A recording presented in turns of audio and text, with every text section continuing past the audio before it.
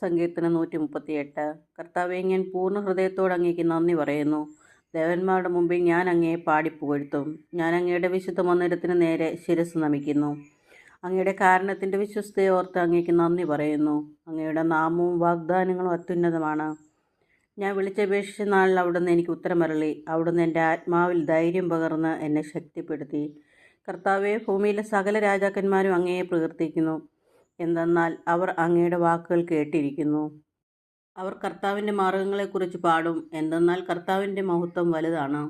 കർത്താവ് മഹോന്നതനാണെങ്കിലും താണവരെ കടാക്ഷിക്കുന്നു. അഹങ്കാരികളെ അവിടുന്ന് അകൽ വെച്ച് തന്നെ അറിയുന്നു. കഷ്ടതകൾ കടന്നു പോകുന്നു എങ്കിൽ എൻ്റെ ജീവനെ അവിടുന്ന് പരിപാലിക്കുന്നു. എൻ്റെ ശത്രുക്കളുടെ ക്രോധത്തിനെതിരെ അവിടുന്ന് കരം നീട്ടും. അവിടുത്തെ വലത്ത് കൈ എന്നെ രക്ഷിക്കും. എന്നെക്കുറിച്ചുള്ള നിന്റെ നിശ്ചയം കർത്താവ് നിറവേറ്റും. കർത്താവെ, അവിടുത്തെ കാരുണ്യം അനന്തമാണ്. അങ്ങയുടെ സൃഷ്ടികളെ ഉപേക്ഷിക്കരുത്. സങ്കീർത്തനം 139. കർത്താവെ, അവിടുന്ന് എന്നെ പരിശോധിച്ചറിഞ്ഞിരിക്കുന്നു. ഞാൻ ഇരിക്കുന്നതും എഴുന്നേൽക്കുന്നതും അവിടുന്ന് അറിയുന്നു. എൻ്റെ വിചാരങ്ങൾ അവിടുന്ന് അകൽ നിന്ന് മനസ്സിലാക്കുന്നു. എൻ്റെ നടപ്പും കിടപ്പും അങ്ങ് പരിശോധിച്ചറിയുന്നു. എൻ്റെ മാർഗങ്ങൾ അങ്ങയ്ക്ക് നന്നായി അറിയാം. ഒരു വാക്ക് എൻ്റെ നാവിലെത്തുന്നതിന് മുമ്പ് തന്നെ കർത്താവെ, അത് അവിടുന്ന് അറിയുന്നു.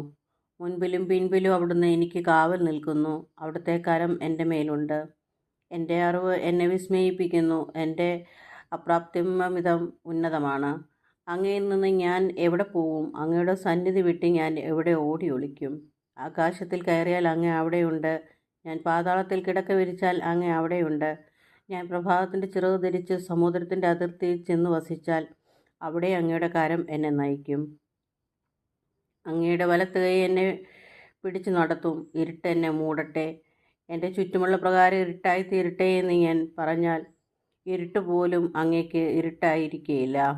രാത്രി പകൽ പോലെ പ്രകാശപൂർണമായിരിക്കും. എന്തെന്നാൽ അങ്ങേക്ക് ഇരുട്ട് പ്രകാശം പോലെ തന്നെ.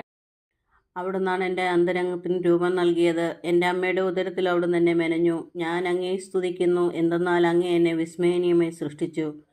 അവിടുത്തെ സൃഷ്ടി അത്ഭുതകരമാണ്. എനിക്ക് നന്നായി അറിയാം. ഞാൻ നിഗൂഢതയിൽ ഉരുവാക്കപ്പെടുകയും ഭൂമിയുടെ അധോഭാഗങ്ങളിൽ വെച്ച് സൂക്ഷ്മതയോടെ സൃഷ്ടിക്കപ്പെടുകയും ചെയ്തപ്പോൾ എൻ്റെ രൂപം അങ്ങയ്ക്ക് അജ്ഞാതമായിരുന്നില്ല. എനിക്ക് രൂപം ലഭിക്കുന്നതിന് മുമ്പ് തന്നെ അവിടുത്തെ കണ്ണുകൾ എന്നെ കണ്ടു. എനിക്ക് നിശ്ചയിക്കപ്പെട്ടിട്ടുള്ള നാളുകൾ ഉണ്ടാകുന്നതിന് മുമ്പ് തന്നെ അങ്ങയുടെ പുസ്തകത്തിൽ അവ എഴുതപ്പെട്ടു. ദൈവമേ, അവിടുത്തെ ചിന്തകൾ എനിക്ക് എത്ര അമൂല്യമാണ്. അവ എത്ര വിപുലമാണ്. ഞാൻ എണ്ണാൻ നോക്കിയാൽ അവ മണൽത്തരികളേക്കാൾ അധികമാണ്. ഉണരുമ്പോൾ ഞാൻ അങ്ങയുടെ കൂടെ ആയിരിക്കും.